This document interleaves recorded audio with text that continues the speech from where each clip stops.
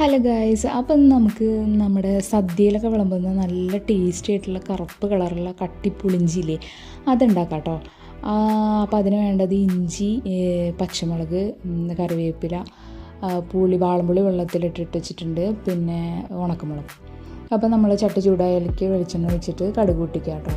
അപ്പോൾ കടുക് പൊട്ടി വരുമ്പോൾ നമ്മൾ വറ്റൽമുളക് ഇട്ടിട്ട് പിന്നെ നമ്മൾ അരിഞ്ഞ് വെച്ചിരിക്കുന്ന ഇഞ്ചിയും അതുപോലെ തന്നെ പച്ചമുളകും പിന്നെ വേപ്പിലൊക്കെ കൂടി ഇട്ടിട്ട് നന്നായിട്ട് ഇളക്കി കൊടുക്കുക കേട്ടോ. അപ്പോൾ ഉപ്പിടണം, അതിനാവശ്യത്തിന് വേണ്ട ഉപ്പും കൂടെ ഇട്ടിട്ട് നന്നായിട്ട് മൂത്ത് വരുന്നവരെ നന്നായി ഇളക്കണം കേട്ടോ.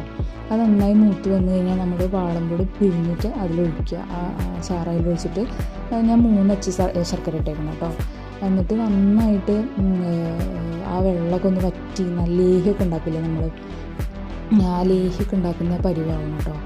അത് കണ്ടോ, നന്നായിട്ട് കുറുകി വന്നിട്ടുണ്ട്, കണ്ടില്ലേ, നല്ല തിക്കായിട്ട് വന്നിട്ടുണ്ട്. അപ്പോൾ അപ്പോൾ ലാസ്റ്റ് ഇതെങ്ങനെയായിട്ടുണ്ട്. അപ്പോൾ നമ്മളത് നമ്മളെ ഈ ഗ്ലാസിൻ്റെ ബോട്ടിലിൽ എടുത്തു വെച്ച് കഴിഞ്ഞാൽ തീരെ നാശാവില്ല കേട്ടോ. നമ്മൾ ഫ്രിഡ്ജിലൊന്നും വെക്കണമെന്നില്ല, പുറത്ത് തന്നെ വെക്കാം. നല്ല ടേസ്റ്റി ആയിട്ടുള്ള ഒരു ഇഞ്ചിപ്പുളിയാണ് കേട്ടോ.